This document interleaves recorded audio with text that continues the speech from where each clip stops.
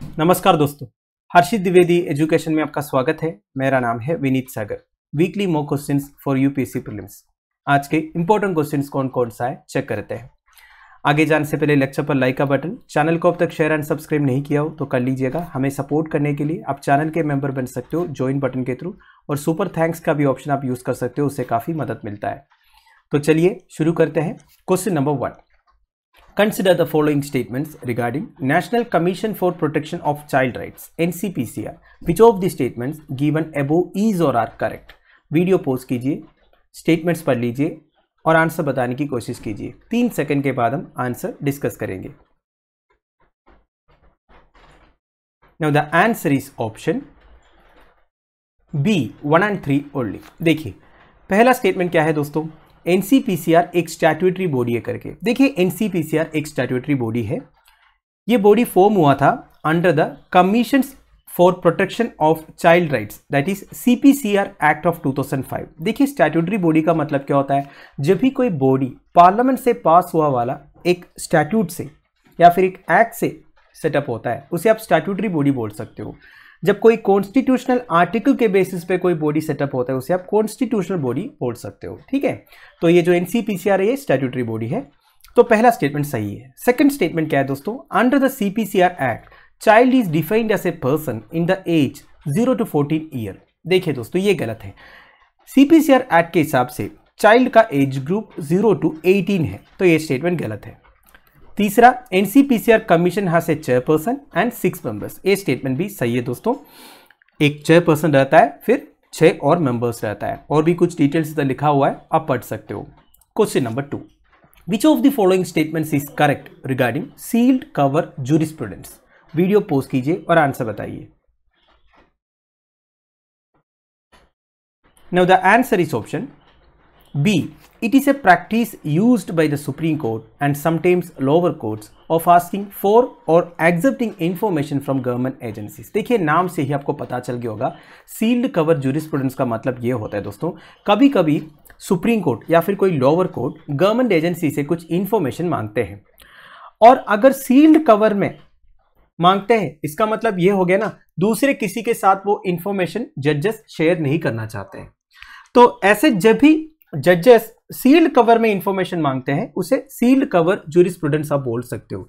वैसे कोई specific law define नहीं करता दोस्तों डॉक्ट्रिन ऑफ सील्ड कवर को, पर रूल 7 ऑफ सुप्रीम कोर्ट में ये लिखा हुआ है, अगर चीफ जस्टिस या फिर कोर्ट कुछ इंफॉर्मेशन जो कॉन्फिडेंशियल नेचर का है वो चाहते हैं, तब वो गवर्नमेंट एजेंसी से ये बोल सकता है आप एक सील्ड कवर में इंफॉर्मेशन हमें प्रोवाइड करो, ताकि दूसरे कोई उसे एक्सेस ना कर पाए। ठीक है, तो यह है sealed cover jurisprudence. Question number 3. Consider the following statements regarding Competition Commission of India. Which of the statements given above is or are correct? Video pause कीजिए और आंसर बताइए। Now the answer is option C both 1 and 2। देखिए competition commission of India एक statutory body है। ये competition act 2002 के हिसाब से फॉर्म हुआ था। वैसे कॉम्पिटिशन कमीशन ऑफ इंडिया का ऑब्जेक्टिव क्या है दोस्तों, देखिए इंडिया में जितने कंपनीज है उनके बीच में फेयर कंपटीशन इंश्योर करने के लिए कॉम्पिटिशन कमीशन ऑफ इंडिया है दोस्तों। देखिए कुछ कंपनीज अनफेयर प्रैक्टिसेस करते हैं जिसकी वजह से कंपटीशन खत्म हो जाता है। ठीक है, ये सब competition commission of India allow नहीं करते हैं। वैसे कॉम्पिटिशन कमीशन ऑफ इंडिया के बारे में कम से कम 5-6 वीडियोस ऑलरेडी चैनल में अवेलेबल है। अब हर्षित द्विवेदी नाम के साथ सर्च कीजिए, आपको वीडियोस मिल जाएगा। तो दोनों स्टेटमेंट इधर सही है दोस्तों। कमीशन एक क्वासी जुडिशियल बॉडी है, बेसिकली कुछ जुडिशियल पावर्स है कमीशन के पास, और ये स्टैट्यूटरी अथॉरिटीज को ओपिनियंस प्रोवाइड करते हैं एंड कुछ केसेस के साथ डील करते हैं, बेसिकली जो कंपनीज के बीच में कुछ इश्यूज होता है तब। सेकंड स्टेटमेंट क्या है, commission consist of 1 chairperson and 6 members as per the competition act who shall be appointed by the central government। ये स्टेटमेंट भी सही है दोस्तों। ठीक है, और कुछ डिटेल्स से लिखा हुआ है, आप पढ़ सकते हो। Question number 4, section 144 of the criminal procedure code of 1973 often seen in the news is related to. Very easy question, video pause कीजिए और आंसर बताइए। Now the answer is option B prohibits public gathering. देखिए आपने सुना होगा section 144 impose किया करके, इसका मतलब यह है पब्लिक गैदरिंग नहीं होनी चाहिए। ठीक है, और ये executive magistrate of any state or territory को ऑथराइज करता है ऑथराइज करता है to issue an order to prohibit the assembly of 4 or more people in an area. ठीक है, ये नंबर आप ध्यान दीजिएगा, 4 से ज्यादा लोग इकट्ठा नहीं होना चाहिए। ठीक है, तो यह है सेक्शन 144 और ये criminal procedure code that is CrPC 1973 में लिखा हुआ है, ये भी आप ध्यान दीजिएगा। Question number 5, which of the following statements is correct regarding principle of reasonable accommodation. Video post कीजिए और आंसर बताइए। Now the answer is option A. It is a principle that promotes equality, enables the grant of positive rights and prevents discrimination based on disability. देखिए दोस्तों, principle of reasonable accommodation एक international principal है जो state and private parties को ऑब्लेज करता है persons with disabilities को additional support provide करने के लिए, ताकि सोसाइटी में उनका फुल एंड इफेक्टिव पार्टिसिपेशन हो। मतलब देखिए, जो पर्सन्स विद डिसेबिलिटीज है उनका फुल एंड इफेक्टिव पार्टिसिपेशन नहीं हो पाता दोस्तों उनकी डिसेबिलिटीज की वजह से, तो स्टेट एंड प्राइवेट ऑर्गेनाइजेशंस को एडिशनल सपोर्ट करना पड़ेगा उनको, ताकि उनका फुल एंड इफेक्टिव पार्टिसिपेशन हो सोसाइटी में। तो ऐसे जो करते हैं ना, इस प्रिंसिपल को प्रिंसिपल ऑफ रीजनेबल अकोमोडेशन बोलते हैं। वैसे 2016 में इंटरनेशनल लेबर ऑर्गेनाइजेशन एक प्रैक्टिकल गाइड लॉन्च किया था on promoting diversity and inclusion through workplace adjustments. तो इन्होंने 4 कैटेगरीज ऑफ वर्कर्स को चूज किया है इस गाइड के लिए। एक तो वर्कर्स विद डिसेबिलिटीज, दूसरा workers living with HIV and AIDS, तीसरा प्रेग्नेंट वर्कर्स एंड दोस्त विद फैमिली रिस्पॉन्सिबिलिटीज, चौथा workers who hold a particular religion or belief. देखिए, ये सबके साथ बेसिकली डिस्क्रिमिनेशन होता है हमारी सोसाइटी में, इनका full and effective participation ensure नहीं होता है कभी कभी, तो इनको कुछ एडिशनल सपोर्ट प्रोवाइड करना पड़ेगा स्टेट को और प्राइवेट पार्टीज को, बेसिकली जो एम्प्लॉयज है उनको। तो इसे आप प्रिंसिपल ऑफ रीजनेबल अकोमोडेशन बोल सकते हैं। आई होप आपको बेसिक कॉन्सेप्ट समझ में आ गया। ठीक है, now question number 6, consider the following statements regarding central bureau of investigation. Which of the statements given above is or are correct. Video post कीजिए और आंसर बताइए। Now the answer is option A 3 only, statement 1 और 2 गलत है। देखिए, सबसे पहली बात, central bureau of investigation government of India का मेन इन्वेस्टिगेशन एजेंसी है, ये स्टैट्यूटरी बॉडी नहीं है, पर सीबीआई अपने पावर्स डिराइव करता है Delhi special police establishment act 1946 से। ठीक है, नाउ सीबीआई का मेन ऑब्जेक्टिव क्या है दोस्तों? Prevent corruption and maintain integrity in administration. तो बेसिकली ये करप्शन केसेस वगैरह देखते हैं, मनी लॉन्ड्रिंग केसेस भी देखते हैं और कुछ स्पेशल केसेस भी देखते हैं, जैसे कि कोई मर्डर केस हो गया या फिर कोई नेशनली इंपॉर्टेंट केस हो गया, वो सभी सीबीआई देखते हैं। वैसे सीबीआई का कंसर्न के बारे में आपको पता होगा, अगर सीबीआई को कोई भी स्टेट में जाके इन्वेस्टिगेशन करना है तो वो स्टेट का कंसर्न की जरूरत है। ठीक है, अगर स्टेट जनरल कंसर्न देके रखा है तो फिर सीबीआई को एक एक केस के लिए कंसर्न लेने की जरूरत नहीं है। अगर जनरल कंसर्न नहीं दे रखा है तो एक एक पर्टिकुलर केस को इन्वेस्टिगेट करने के लिए स्टेट गवर्नमेंट का कंसर्न की जरूरत होता है। वैसे अलग अलग वीडियोस में सीबीआई के पावर्स के बारे में, ये कंसर्न के बारे में हमने आपको बताया है। आप हर्षित द्विवेदी नाम के साथ सर्च कीजिए, आपको वीडियोस मिल जाएगा। ठीक है, सो स्टेटमेंट 1 तो गलत है, स्टैट्यूटरी बॉडी नहीं है, मैंने बताया, एक इन्वेस्टिगेशन एजेंसी है गवर्नमेंट ऑफ इंडिया का। सेकंड क्या है? It acts as the central counter terrorism law enforcement agency. देखिए, ये गलत है, नेशनल इन्वेस्टिगेशन एजेंसी के बारे में इधर बता रहा है, वो है counter terrorism law enforcement agency. ठीक है, सीबीआई नहीं है। तीसरा, it is India's representative for correspondence with Interpol. देखिए, इंटरपोल इंटरनेशनल पुलिस आप बोल सकते हो, उनको अगर कुछ केस के बारे में जानकारी चाहिए तो इंडिया में एक नोडल एजेंसी आप बोल सकते हो सीबीआई, तो सीबीआई के साथ ही वो कोलैबोरेट करते हैं। तो ये तीसरा स्टेटमेंट सही है।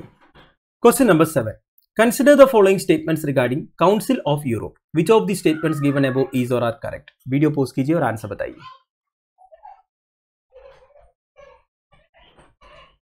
Now the answer is option C, both 1 और 2, दोनों स्टेटमेंट सही है दोस्तों। देखिए, काउंसिल ऑफ यूरोप बेसिकली एक इंटरनेशनल ऑर्गेनाइजेशन है जो वर्ल्ड वार सेकेंड के बाद फाउंड हुआ था to uphold human rights, democracy and rule of law in Europe. तो यूरोप के अंदर ह्यूमन राइट्स, डेमोक्रेसी वगैरह अपहोल्ड करने के लिए ये काउंसिल फॉर्म हुआ था 1949 में after the treaty of London. ठीक है, ट्रीटी ऑफ लंदन 1949 को साइन हुआ था। इसमें 46 मेंबर स्टेट्स है दोस्तों, मतलब 27 यूरोपियन यूनियन का मेंबर्स भी है और बाकी यूरोपियन कंट्रीज भी है, with a population of approximately 820 million.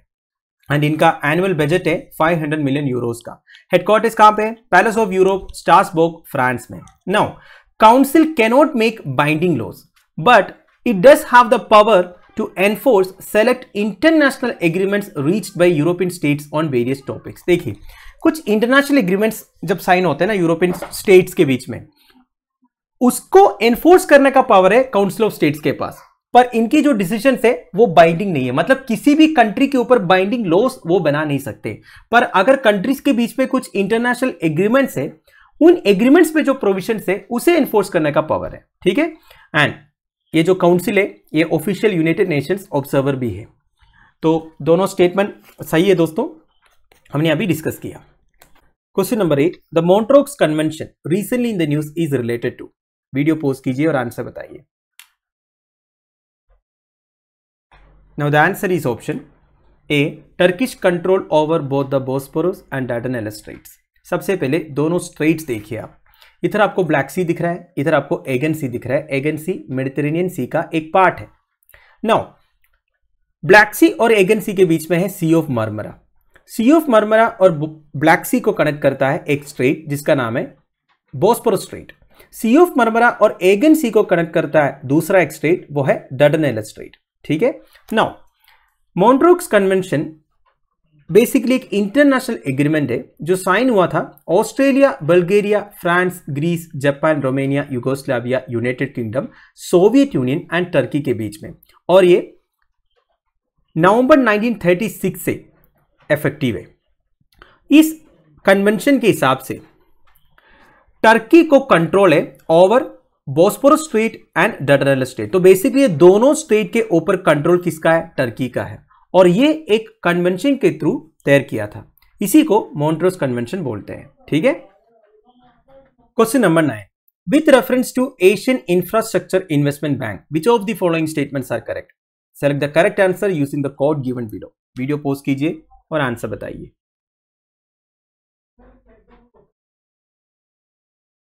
Now the answer is option B 1 and 4 only. देखिए दोस्तों, स्टेटमेंट 1 and 4 करेक्ट है, स्टेटमेंट 2 and 3 इनकरेक्ट है। पहले हम स्टेटमेंट्स देखते हैं। It is a multilateral development bank with a mission to improve socio and economic outcomes in Asia. This is simple definition, ये तो बिल्कुल सही है। स्टेटमेंट 2 क्या है? USA is the largest share holder with 26.61 voting shares. देखिए, सबसे largest share holder कौन है दोस्तों? वो है चाइना। चाइना का 26.61% शेयर है दोस्तों। इसके बाद इंडिया का है 7.6%, फिर रशिया 6.01%, फिर जर्मनी 4.2%। वैसे regional members Asian Infrastructure Investment Bank का 75% of total voting power hold करता है। ये भी आप ध्यान दीजिएगा। ठीक है, मतलब ये जो बैंक है एशियन इंफ्रास्ट्रक्चर इन्वेस्टमेंट बैंक, इसमें एशिया के बाहर से भी मेंबर्स है। ठीक है, पर 75% of voting power regional members के पास है। Now statement number 3, it is headquartered in Manila, Philippines. ये बेसिकली एशियन डेवलपमेंट बैंक का हेडक्वार्टर है दोस्तों। एशियन इंफ्रास्ट्रक्चर इन्वेस्टमेंट बैंक का हेडक्वार्टर बीजिंग में है, चाइना में। ठीक है, फिर statement number 4, 14 of the G20 nations are AAIB members. ये सही है दोस्तों। टोटल G20 मेंबर्स कौन कौन सा है ये आपको पता होना चाहिए। फ्रांस, जर्मनी, इटली, यूके वगैरह G20 मेंबर्स है। ये सारे AAIB का भी मेंबर्स है। तो स्टेटमेंट 4 भी सही है। Answer is option B 1 and 4 only. Question number 10, consider the following statements regarding International Foundation of Electoral Systems. Which of the statements given above is or are correct? Video post कीजिए और answer बताइए। Now the answer is option B 2 only. देखिए, international foundation of electoral system एक international non profit organisation है दोस्तों, जो 1987 में found हुआ था। ये कोई यूएन स्पेशलाइज्ड एजेंसी नहीं है। ये क्या करता है? ये एमर्जिंग डेमोक्रेसीज को हेल्प करता है दोस्तों इलेक्शंस कंडक्ट करवाने के लिए। ठीक है, और इसका हेडक्वार्टर है Arlington, United States of America में। So the answer is option B 2 only. Statement 2 तो बेसिक डेफिनेशन लिखा हुआ है, इनका जो मेजर ऑब्जेक्टिव है वही लिखा हुआ है। Question number 11, with reference to the interoperable criminal justice system, consider the following statements. Which of the statements given above is or are correct? Video post कीजिए और आंसर बताइए। Now the answer is option C, both 1 and 2. सबसे पहले inter operable criminal justice system क्या है दोस्तों?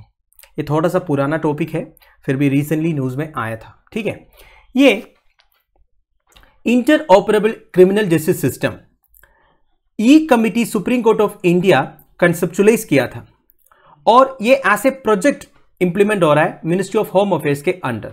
इसका main objective ये है दोस्तों, हमारे देश में जो क्रिमिनल जस्टिस सिस्टम के डिफरेंट पिलर्स है like court, police, jails, forensic science laboratory, इन सबको एक प्लेटफॉर्म के अंदर लाने के लिए, इन सबके बीच में seamless transfer of data ensure करने के लिए। देखिए दोस्तों, क्या है ना, क्रिमिनल जस्टिस सिस्टम में court, police, jail, forensic labs सब इंक्लूडेड है। अब इनके बीच में डाटा सीमलेसली शेयर होना भी जरूरी है ना, पर कभी कभी ये होता नहीं है। इसलिए ये inter operable criminal justice system supreme court का ई कमिटी ने कंसेप्चुलाइज किया था।